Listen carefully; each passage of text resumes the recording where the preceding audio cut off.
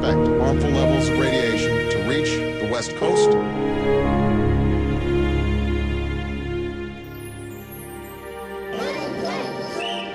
Distrust has reached new heights. 3.64 microsievert per hour.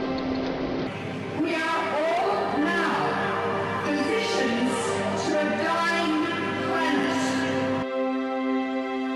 に生活する権利があるでしょう。いかがですか。権利がないとはでしょう。おかしいでしょう。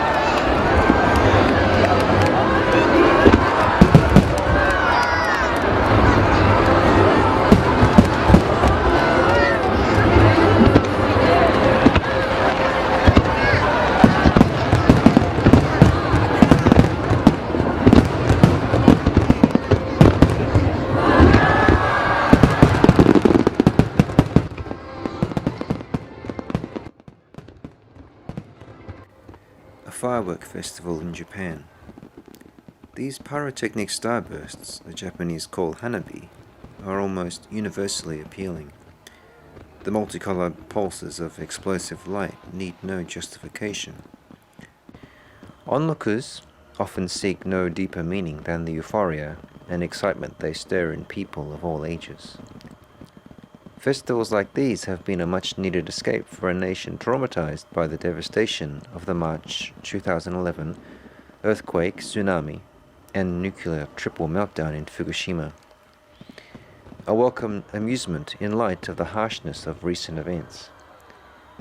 That one might say such a display is a welcome distraction or a diverting experience could be interpreted, though, in a darker sense. These pyrotechnics just might trick us into believing that our eyes are all-seeing, that they can perceive all sources of light. In the wake of the largely forgotten Fukushima nuclear crisis, our eyes are false witnesses to the true nature of the ongoing tragedy, uncognizant of what is truly befalling Japan and much of the rest of the world. Our eyes are deceiving us. The Fukushima meltdown crisis has completely fallen off the agenda of the world press and government halls the world over. It has been more or less extinguished from the public mind, such is the stranglehold of the nuclear industry and the military-industrial complex. In fact, they have been largely intermarried with sovereign nations and the United Nations, the World Health Organization, and the IAEA, to the point where nuclear power is not to be criticized or compromised, even in the face of the ongoing presence and accumulation of deadly radiation emanating from Fukushima. Germany is the only country to have laid plans for decommissioning its nuclear power plants. Similarly, the spellbinding, sometimes blinding firework displays are, one could say, a cruel misrepresentation of reality. All light is electromagnetic radiation, and the small band of its spectrum that is visible to the human eye is but a fraction of all light that exists. At the higher end of the ultraviolet range exists the completely invisible but unspeakably deadly visitor, celebrating its second anniversary of its arrival in Japan. Ionizing radiation. Visited upon Japan via the hellish portal of the Fukushima meltdowns. Ionizing radiation is made up of sufficient kinetic energy as to be able to liberate subatomic particles from atoms, resulting in multi-generational mutations, cancers, radiation illnesses, and death. We are being fed a spectacular pyrotechnic puppet show, a cruel series of diversions, in order to maintain the hegemony of nuclear power. The Fukushima radiation disaster is a global environmental and health disaster, invisible to the human eye, operating on a timetable of not days or weeks or months, but years, decades, generations, challenging our much reduced attention spans in a mass media culture spun for spur of the moment, anything for a kick, commercially sensitive information.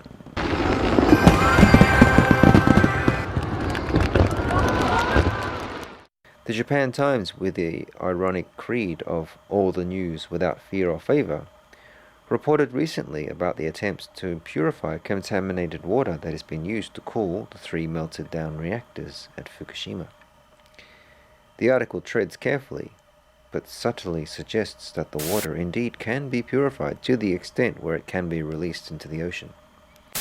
An NHK documentary recently recreated the breathless events in the days after the March 11 earthquake at the Daiichi plant, but ultimately blames unforeseen equipment failures and not the lack of safety checks and equipment upgrades mandated by official regulations that were ignored by TEPCO and condoned by the Japanese government. Also not featured was the culpability of General Electric's reactor design and its cozy relationship with the IAEA and the US government. Nor is mention merited regarding the release of plutonium seawater into the Pacific. The omissions go on and on. Nuclear reality must be managed and massaged so that the nuclear power can be continued in Japan and around the world. On the second anniversary of the earthquake and nuclear meltdown, elements of the American media published quite ludicrous articles declaring the threat of radiation and contamination to be overblown, and even a positive thing in some regards. Already 40% of children in Fukushima have developed abnormal thyroid cysts.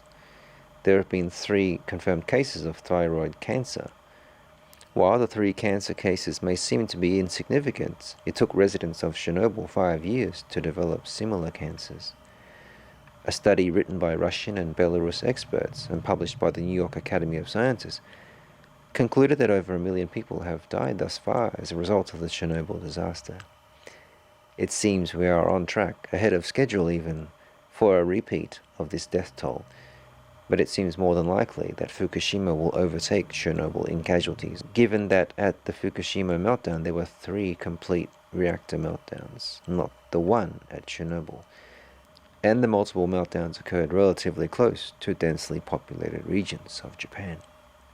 Within Japan there has been significant social dislocation due to the nuclear crisis.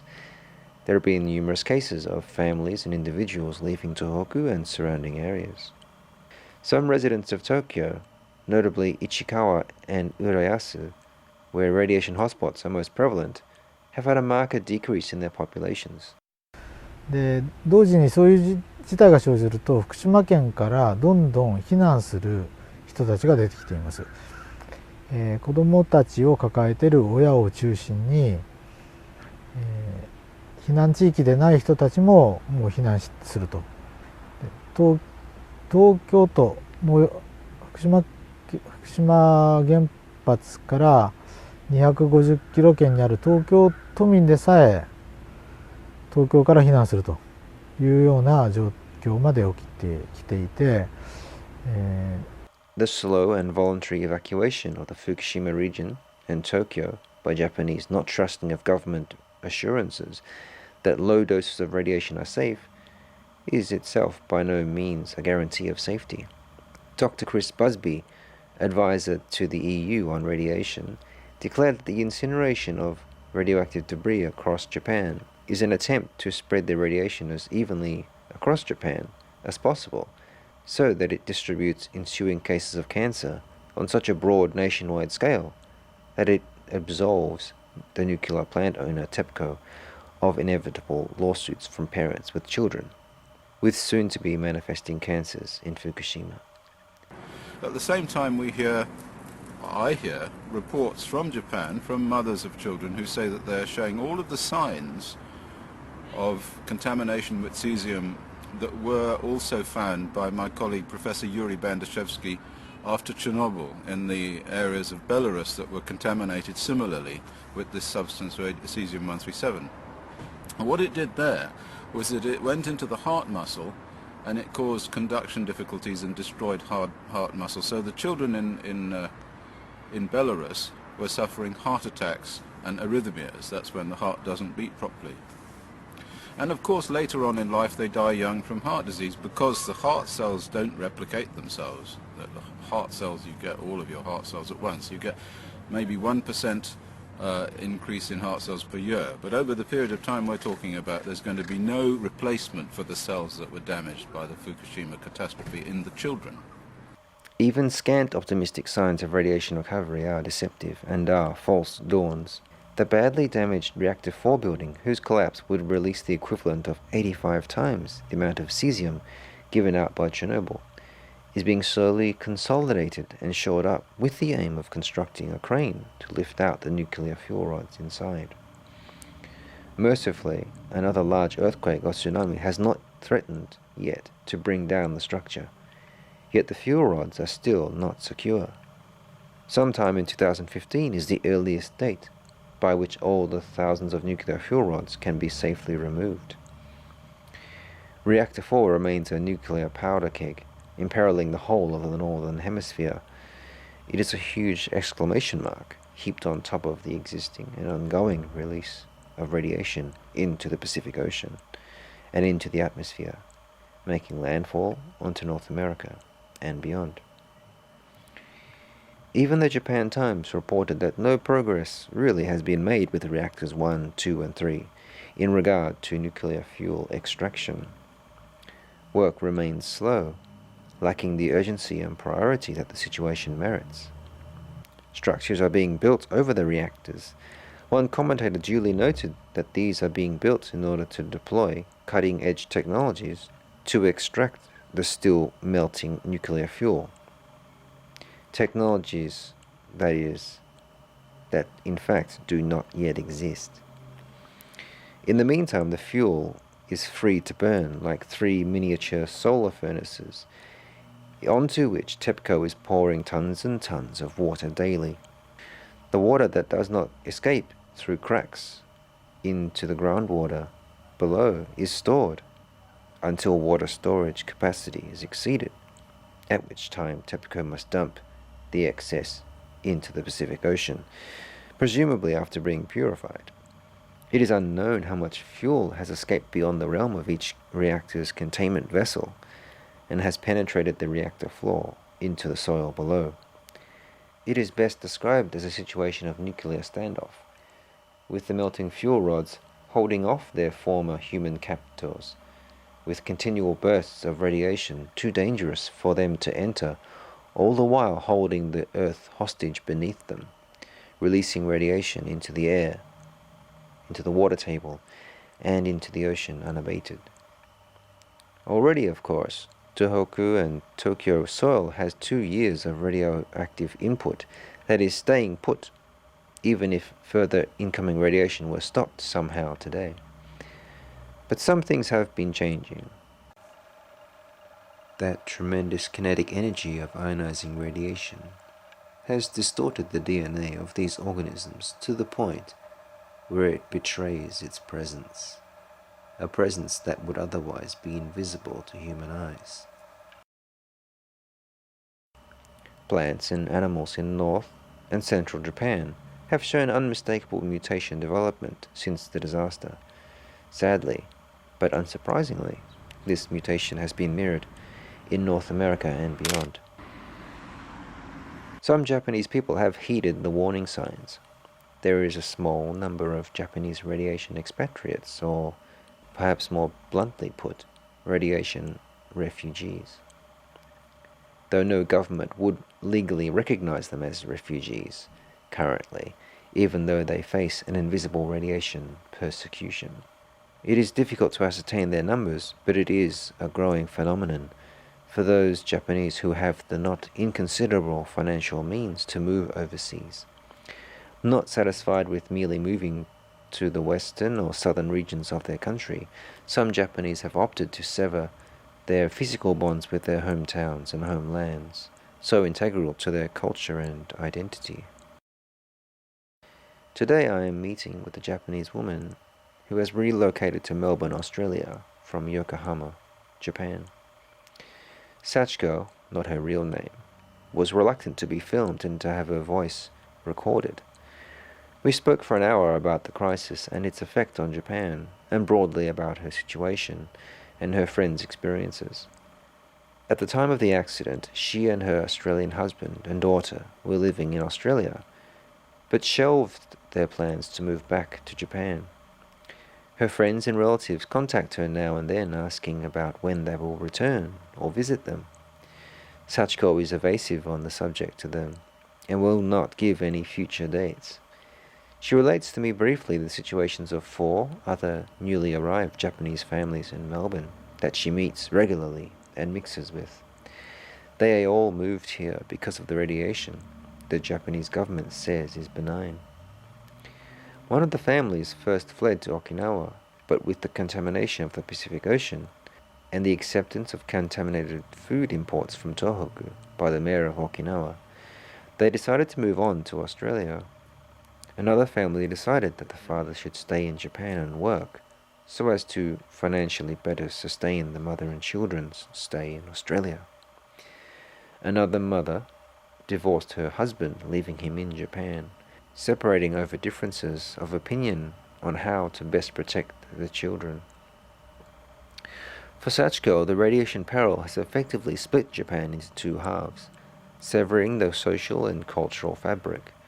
For working husbands and their families, company life is often synonymous with their family life. Before 3/11, most mothers would go along with their husbands' long absences, working late and entertaining clients on weekday nights and on weekends. The radiation has put this into a much different perspective, and for more and more Japanese mothers, it is no longer binding them so much to their work-devoted husbands. The Guardian reported that there is a rising tide of genpatsurikon, radiation divorces, in affected areas of North and East Japan and the densely populated Kanto area. Sachiko's parents and children in her area of Yokohama are getting sick more often. She believes also that the radiation aggravates existing illnesses and health conditions, as one might expect from radiation-weakened immune systems. The radiation has divorced the normal harmony-conscious Japanese themselves into 2 groups: the Anzenshu, those who believe the radiation is safe, and the Kikenshu, those who believe the radiation is dangerous. When I asked Sachiko about why she was not satisfied with merely moving away to the Kansai or Kyushu regions of Japan, she was unequivocal. She does not trust the Japanese government, believing them to be controlled by the US government, or better yet, the nuclear power lobby ensconced within the halls of Washington. After all, the Japanese government has successfully pressured governors all over Japan to incinerate nuclear waste in their prefectures and accept radiation-tainted food onto supermarket shelves. The Japanese Board of Education is forcing school children to eat and consume government-sanctioned school lunchboxes, kyushoku, laden with radiation-tainted food from the Fukushima area. Across Japan, there have been numerous reports and hearsay of children getting sick from eating kyushoku. This is what Sachiko's daughter would be eating daily if her parents had moved back to Japan.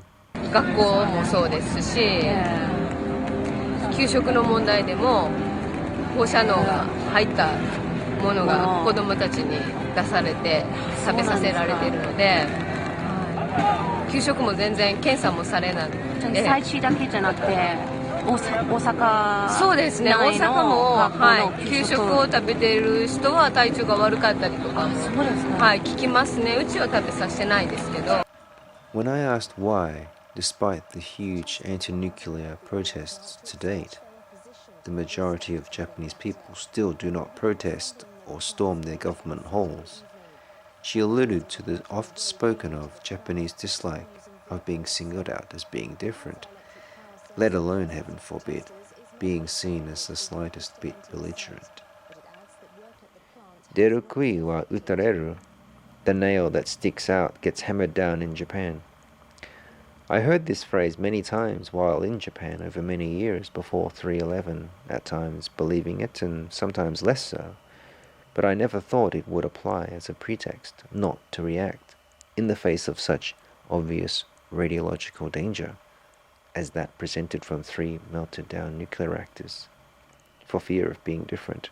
Yet it has held fast. Despite the unprecedented schism in Japanese society between the Anzenshu and the Kikenshu, this rupture, along with the Genpatsuriko, has still not broken the unrivaled capacity of the Japanese to carry on in the midst of the radiation peril. After the earthquake, tsunami and radiation disasters of 3/11, a powerful and overpowering trait arose among the Japanese. A simple translation of this trait that Japanese call gaman would be perseverance, but a better summary is perhaps this: enduring the seemingly unbearable with patience and dignity. It is a term employed against the backdrop of severe adversity, while always maintaining one's self-control and self-discipline without complaining or voicing doubts, collaborating together and burying one's own personal problems and deepest reservations to achieve goals, often mistaken by uninitiated Westerners as mere weakness or timidity. The word, it implies patience, it implies perseverance, it implies suffering in silence, really. And so there's a value about being strong in difficult circumstances. So there's actually a strong cultural underpinning of we don't panic, we don't freak out, we don't overreact, we strengthen ourselves and we do what needs to be done. Probably another word that I think is really relevant is the word atarimae, which means it's just the way things are. And atarimae kind of applies to people in the culture understand what you're supposed to do. And so those two words combined, it's just atarimae that people would gaman in these situations. You don't freak out, you figure out what needs to be done and you do it, and you do it in peaceful calm, and you make sure everybody's taken care of. Gaman demonstrates maturity and a strong personal constitution, essential for overcoming challenges. It has guided Japanese through famines, invasions, wars, myriad natural disasters, and even the odd university entrance exam. It helped bring amazing economic recovery from the devastation of World War II, when in 1989 Japan's GDP briefly eclipsed that of the United States. Again, it has brought amazing recovery from the first 2 of the 3 March 11 disasters, the earthquake and the tsunami, but it has not succeeded against the third, the radiation. For good or for ill, Gaman sees the Fukushima radiation onslaught as little different to anything else Japan has faced. However, Gaman is passive, very deferential to authority, and it seems to be an end in itself, as if the mere exercise of this virtue will bring about good outcomes again and again. It is more conceivable, however, that Gaman has been used by the powers that be to manipulate the Japanese people into enduring through what is indeed the unbearable, ionizing radiation from Fukushima. For all the endurance of the Japanese people, the half-life of cesium-137 is 30 years. The half-life of plutonium is 24,000 years, and the cancers, mutations, and the health and genetic degradation can carry on for 20 generations after the first person is radiologically exposed. exposure that is being encouraged by Tokyo's policies. One of the most optimistic initial assessments was that the cleanup merely at the Daiichi plant would take 50 to 100 years in a region that could see another earthquake and tsunami in a heartbeat. The Fukushima disaster has just notched up its second year. It begs the question of how much chance does the health and sanctity of a valiant Japanese citizenry exercising gaman have in the face of these time spans against an enemy that is very, very patient and able to hide in food, water, in soil, and in the very air you breathe. This could be a culturally induced paralysis, wherein the bulk of the people stay fixed and do not evacuate, only to be overrun by an invader, an adversary they cannot or are not permitted to recognize. Journalist John Pilger once said that Japan is a nation of masks. One mask is tatemae, publicly displayed truth, employed at work or in public, and the other mask is hone, private truth, their true feelings spoken at home or at a drinking party. It is behind tatemae that they will often consent or acquiesce to harsh things. Regarding this willingness to defer to authority in spite of private reservations or resentment, the late Japan scholar Edward Seidensticker once lamented, "They don't object. That is the heart of the matter. They take things, they accept things that to most of us would be intolerable." In order to glean how intolerable things may pan out to be if no real, urgent, popular, and concerted response and a central Japan evacuation is made, one may find the story of the town of Minamata instructive and enlightening. The Minamata disease, brought on by the release of mercury into the local waters, is considered to be Japan's worst environmental pollution disaster. Disturbingly, it has some startling similarities and symmetries to the Fukushima disaster that threatens to supplant its place in history in spades. Like Fukushima radiation, the effect of the mercury on the people of Minamata had a considerable gestation period in which the citizenry and local authorities struggled to ascertain what it was that was causing the terrible illnesses and death. Chiso Corporation began releasing mercury into the waters in 1932. 24 years later, on April 21st, 1956, a 5-year-old girl was examined at a hospital suffering from strange symptoms: difficulty breathing, walking, speaking, and experiencing convulsions. 2 days later, her sister began suffering the same symptoms, marking the official beginning of the Minamata disease that destroyed so many lives and unborn fishermen's livelihoods, with ensuing compensation cases, of which some continue to this day. Such symptoms would typically escalate from numbness to an inability to grasp objects, inability to walk, see, hear, or swallow properly, thereon deteriorating into violent convulsions, comas, and death. Researchers from Kumamoto University concluded heavy metal poisoning to be the cause, resulting from, like the gradual effects of radiation and radioactive hot particles, a bioaccumulation of toxins in the body, from specifically the consumption of affected local fish and shellfish. It was only in 1959 that a visiting British neurologist pointed out the symptoms resembled those of organic mercury poisoning. Although methylmercury kills and maims in a completely different way to radiation, attacking the central nervous system, the cynical and dismissive manner in which the authorities have handled both environmental disasters seems eerily similar. Chiso, like TEPCO, put up all manner of lies, obstruction, and obfuscation in the face of this exposure to impede or limit compensation demands as much as possible. It conspired with the powerful government agency, the Ministry of International Trade and Industry, and the Japanese Chemical Industry Association to research alternative causes of the disease that did not implicate Chiso's mercury waste disposal. Chiso built in a waste filtering system that the company knew from its own research had no effect on the waste content of its disposals, except as a placebo. Chiso President Kiichi Yoshioka drank a glass of water supposedly from the purification system to vouch for its safety.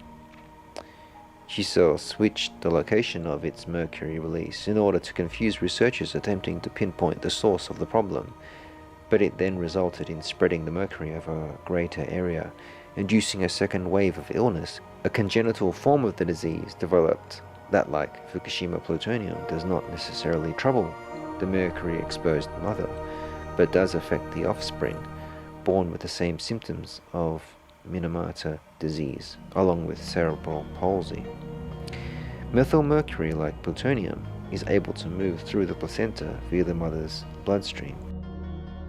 Nevertheless, all of the Chiso Corporation's lies and obfuscation, like those of TEPCO and the Japanese government that aided and abetted them, are perfectly understandable from a criminal mastermind's point of view.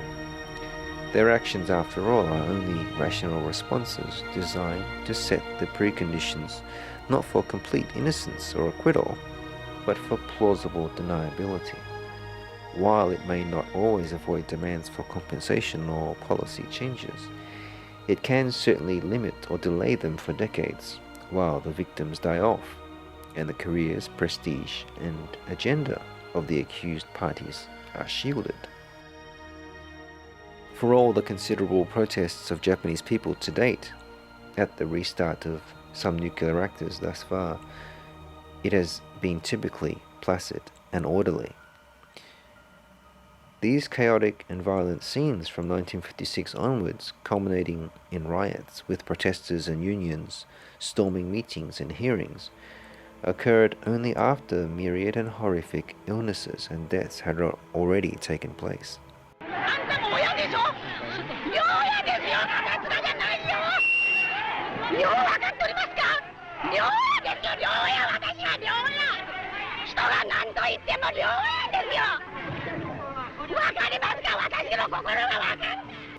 If we take 1932 as the year Minamata began, and the vociferous public outcry beginning after 1956, then in 2013, 2 years after the 3/11 meltdown, we are still very early in the gestation period, where we are yet to discover and fully comprehend the scale and nature of the health disaster to hit. Yet such is the overwhelming scale and distribution of the radiation encouraged by Japanese government policy, it probably won't even take a decade for widespread cancers and deaths to become obvious. Even with the confirmed cases of thyroid cancer in Fukushima, children, even some adults suffering from dizziness, chronic fatigue, nosebleeds from Fukushima to Tokyo, myriad mutations of plants and animals, a peer-reviewed medical study confirming 14,000 American infant deaths in merely the 1 year from the meltdowns. There is still yet no official acknowledgement, either from Tokyo or Washington, of the role of Fukushima radiation. Fukushima is Minamata repeating itself. The question is, how long will it be, and how many will die before the problem is officially recognized? The Japanese government thus far have only deemed the health problems of Fukushima residents as psychologically induced, and Washington and the World Health Organization have still maintained that not one person has yet died from Fukushima radiation. For now, parents like Kenji and Aiko Nomura, who live in Fukushima, featured in the Guardian article, privately agonized to themselves while waiting for an unlikely government evacuation order. Is this the year one of our daughters will become sick? To labor an obvious point, this time the victims are not a small fishing town in southern Japan, but will be a global community that may easily resort to similar but wide-scale violence when met with the continual violence of government and corporate inertia, empowering the deadly poisoning of its own people. The question is which, and whose violence is more reprehensible? And could any violent reaction from the public be deemed as mere self-defense against a corporate government that will not stop kettling them in irradiated environments, not issuing evacuation orders for zones with clearly radioactive soil such as Tokyo itself, and killing them softly with lies and half-truths? As noble and admirable as Gaman is, it is still born of a human host. People can only endure so long until they either suffer and die from the contamination or fight back. Across the Pacific in North America, the lack of reporting on Fukushima, as well as a belief in the tyranny of distance that would normally keep Americans and Canadians safe, to the point of dangerous complacency, have combined with a not-so-unique American cultural paralysis brought on by, for want of a better word, unconditional love.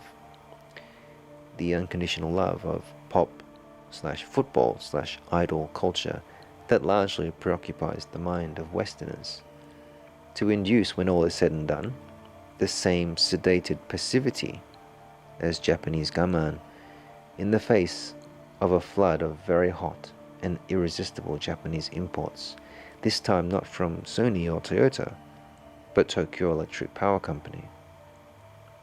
These Americans are suffering from horrible traveling radiation exposure, not from Fukushima, but from electromagnetic radiation coming from their television sets, blasting radiological images within the visible range of the human eye of their NFL teams losing and not making the Super Bowl.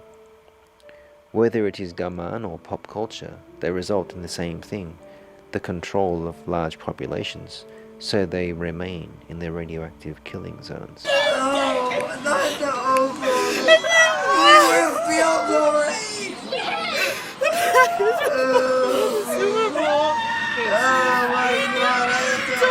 Sparkles on my nails. I'm sorry.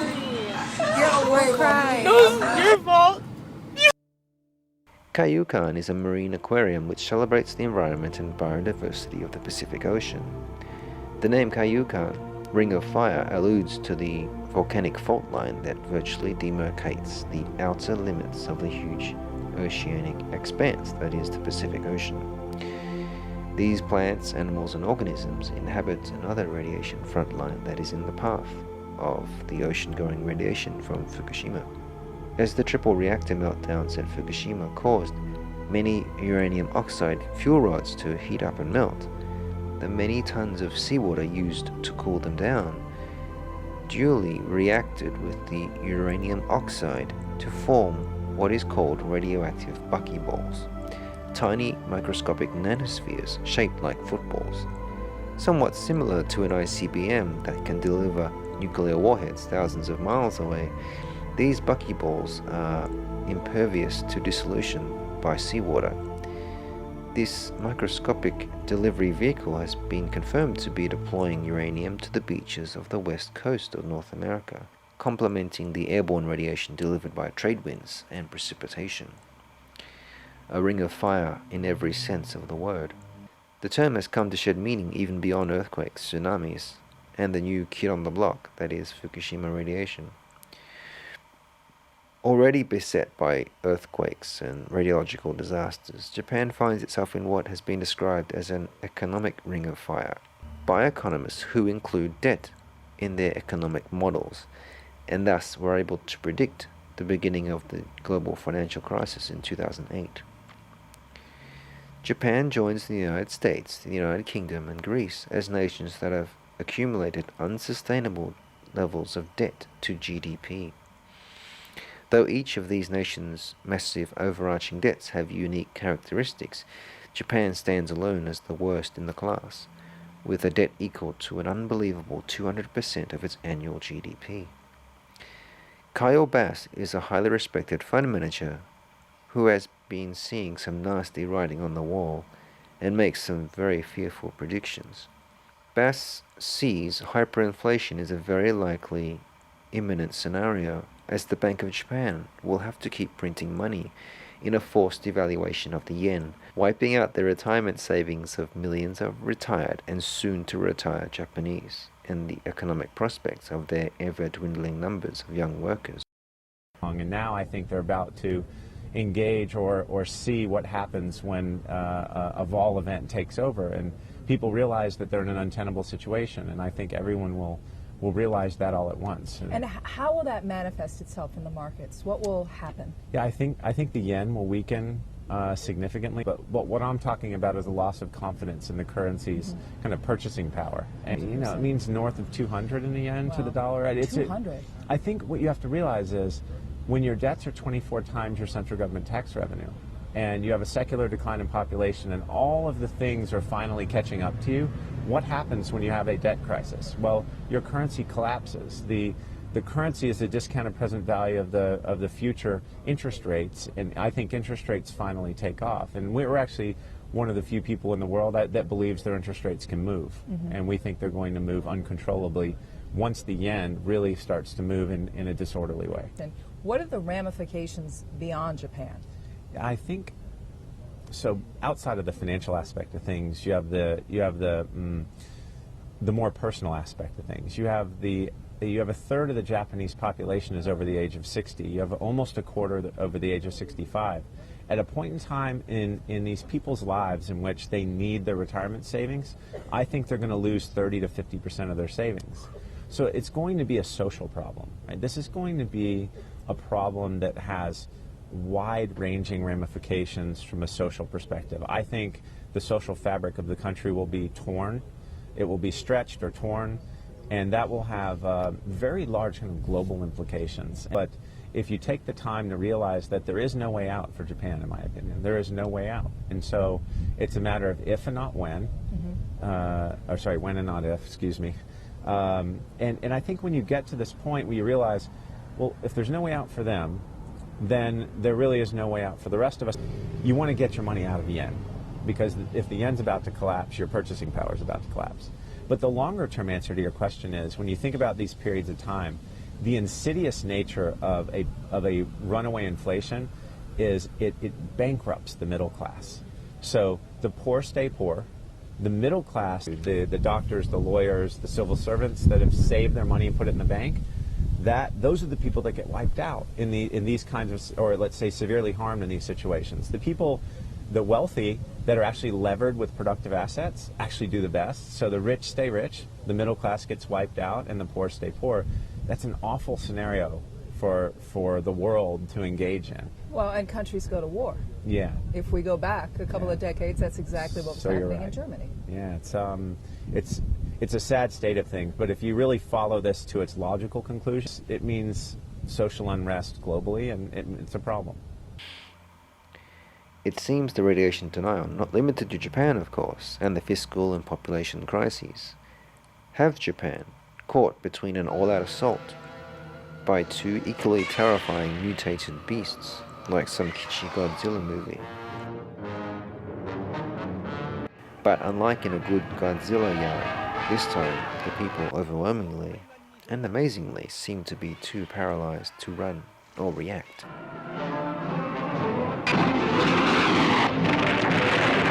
The second birthday of the great Tohoku earthquake, tsunami and radiation disaster is an unhappy one. The Japanese and US governments and the mainstream press have been eagerly pushing their own agenda of what the anniversary should be about. Emotive remembrances, thoughtful-looking ceremonies designed to comfort and provide closure.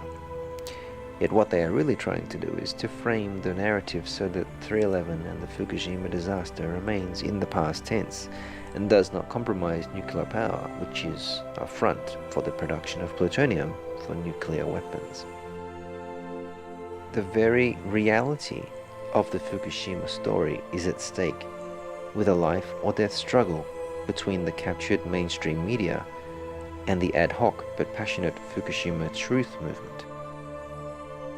Framing the meltdown as being nothing too serious and having people believe it will result in many more needless casualties and raises the odds further of a nuclear end of the world as we know it. As 3/11 hits the terrible twos, smaller but myriad voices must shout out in greater collaborative numbers that the Fukushima disaster is not over, and that it continues to kill and tear apart the great nation of Japan, and is still contaminating the oceans and nations, populations and ecosystems downwind of it. The radiation already released is not escaping to some inconsequential away place. It is being assimilated into our biosphere as I speak these words, destroying it from the subatomic level upward. However horrifying this seems to decent people, it is entirely consistent with policy initiatives at the very top of the power structure. The United Nations has a terrible track record when it comes to preventing genocide, and a competent record of encouraging them. In Rwanda in 1994, the UN allowed the mass killing of anything from 800,000 to 1 million plus people in ethnic cleansing by withdrawing and not reinforcing its troops when its own observers were reporting the beginnings of the genocide. Similarly, the US stood unmoved in light of the killings. There are of course good people too in the organization, but those who are promoted to the top and those in charge of policy ensure the agenda is anything but good. Dennis Halliday resigned his post as UN's Assistant Secretary General in 1998, as he declared that we are waging a war through the United Nations on the people of Iraq. We're targeting civilians. Worse, we're targeting children. What is this all about? The policy of economic sanctions is destroying an entire society. 5,000 children are dying every month. I don't want to administer a program that satisfies the definition of genocide. Over 1 million Iraqis died, including 500,000 children, as a result of the United Nations policy. This was all before, of course, the second US invasion in 2003. The lack of response from the UN to Fukushima is commensurate with these past episodes. The fact that Fukushima radiation may hurt the whole planet has not yet merited much UN concern. After all, the UN is planning what they call neo-humanity, in which humans are replaced by artificial intelligence, cybernetics, nanotechnology, and other emerging technologies. As far-fetched as this sounds, this transhumanist venture at the very top of the United Nations is deadly serious policy. The world is on the verge of global change.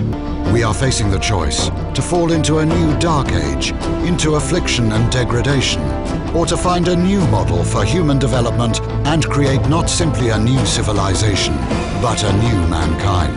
It is clear that today's revolution will also require the deepest social transformation. The world's community and leaders should encourage mankind, instead of wasting resources on solving momentary problems. Humanity does not have a master plan of its development. It seeks stability. It lives in the present and does not plan. To break the deadlock, the Russia 2045 movement was founded.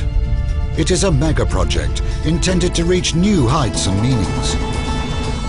We intend to create a new vector for civilization, aimed at constant human development and evolution.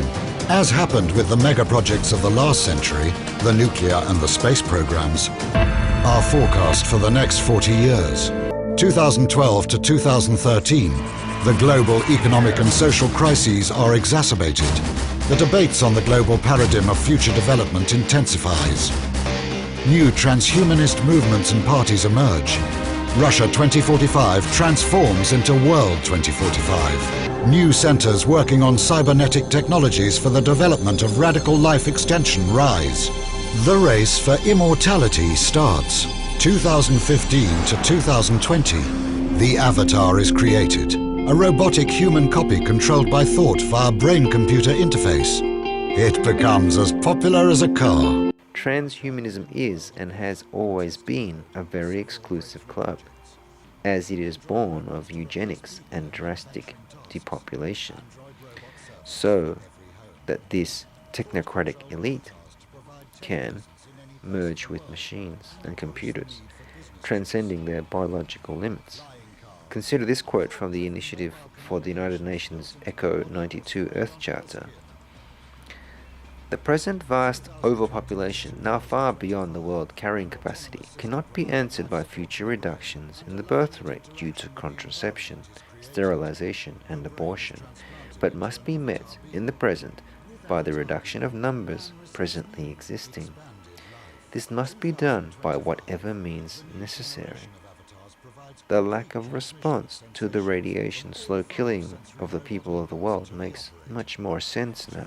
The United Nations, like any organization controlled by elite banking families, has no incentive to move on Fukushima and all the motivation to ignore it. The truth of Fukushima and what it reveals about our political leaders is grim, to say the least. Transfer one's personality to an alternative carrier. The epoch of cybernetic immortality begins. Bodies made of nanorobots that can take any shape arise alongside hologram bodies. For the man of the future, war and violence are unacceptable. The main priority of his development is spiritual self-improvement. A new era dawns. The era of neo-humanity. But that truth also sheds light on and crystallizes clearly what is now truly important. Perhaps we do need to embody a revised activist version of Japanese gaman, to endure what is unbearable, to the very end, to inform everyone of what is coming, and organize accordingly, in what are, no doubt, conditions of the greatest adversity. This is a war not of armies and bullets, but a war by other means, waged on us by the release of deadly radiation, shrouded over and maintained by collusive corporate and deeply psychopathic interests invested deeply in our governments and media. Contrary to our initial verdict, a collaborative call of gaman to fight against the lies of this enemy may get us something truly great, the survival of our planet and species as we know it. None of our current institutions, as they are currently structured, have the will to do anything about Fukushima, and therein lies the crux of our crisis, or perhaps the source of our opportunity. Our situation is dire, but it is not hopeless. In fact, it is probably only as hopeless as we permit it to be. Reykjavik, Iceland, is where a government beholden to foreign banks trying to assign their monstrous debts onto the Icelandic taxpayer was toppled by a sustained, protracted, focused, and popular velvet revolution with direct participatory democracy, with a new constitution being hammered out by Icelanders.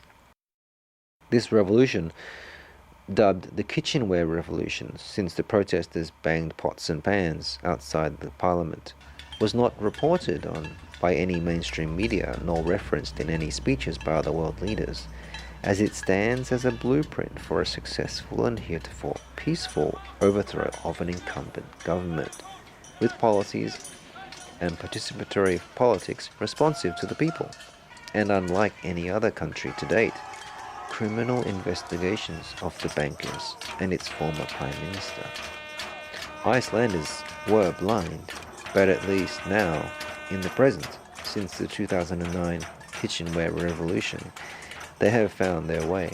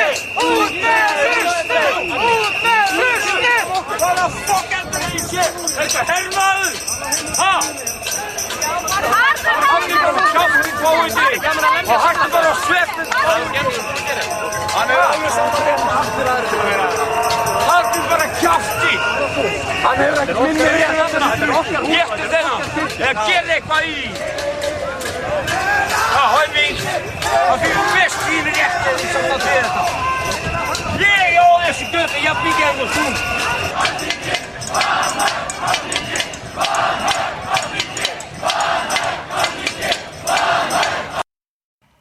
earlier we act, the more that violence can be avoided or minimized. That is the violence of people dying from radiation, and the violence of rioting when people finally understand, albeit too late for myriad victims, why so many of them are dying. To do nothing, even to be discouraged or despondent in the face of Fukushima, is to actually invite and empower the violence and the genocide. What is required is a massive collaborative effort reminiscent of the Manhattan Project in Fukushima that applies all the world's technical, engineering and scientific expertise to alleviate the danger and minimize and manage the radiation release, with working groups and teams developing ideas and applications in how to do this.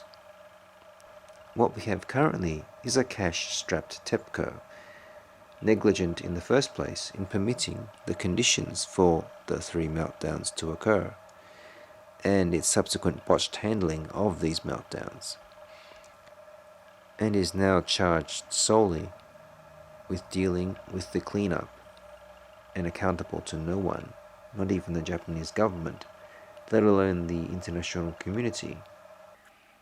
However, Fukushima could easily become merely the tip of the iceberg, as there are 23 nuclear reactors of similar design in the United States. Many of them have massive storages of spent nuclear fuel and are leaking radiation constantly, just inviting some catastrophic man-made or natural disaster to become a sister of Fukushima.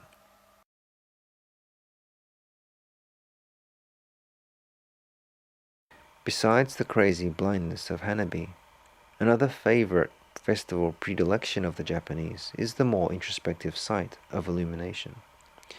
Silent, static, colorful incandescences set against the dark of night. Unlike Hanabi that is all gratuitous smash and pomp, illumination, one could say, leaves the viewer time and quiet to contemplate and imagine what the lights may mean for them in the context of their previous experiences, be they joyful or otherwise. Illumination, as its very name suggests, may even allow us to perceive that which we could not before in the blinding light and noise of the day. In light of 311, like a metaphorical satellite radiation imaging that bathes a surveyed area in false-colored light to reveal areas of radioactive contamination normally invisible to the human eye, illumination can now make us see, permit us cognizance of a new, increasingly dystopic representation of the truth. The truth that the light we could not see before, the ionizing radiation, is now in many places of the world, in the trees, in the soil, on pavements, and on and in our bodies. The Fukushima truth is terrifying, but it is also liberating. We could otherwise be marveling mindlessly at fireworks and football, denying that the radiation was ever there, let alone slowly killing us. We need not wait years or decades and wait for enough people and ecosystems to die horribly as occurred in Minamata. Fukushima radiation looks to be a much faster acting poison than that of Chernobyl and Minamata. Such is the magnitude and intercontinental spread of the radiation release. If we wake up to the reality of our situation, we can jump straight into a redress of grievances, convict the guilty, and work to end the war waged upon us by other means right now. We must learn to love, to see what we cannot normally see or could not before bear to confront, to ensure not just our own well-being, but also to make secure the welfare of at least the next 7 generations. In a world where we still have the freedom to express ourselves, this is our only obligation. Those fleeting glimpses of the ionizing lights of Fukushima in our midst, born of illumination, could very well still be our own doing, or better yet, perhaps, they could be a guide to what we must do, and from here where we must go, to make good on that pledge.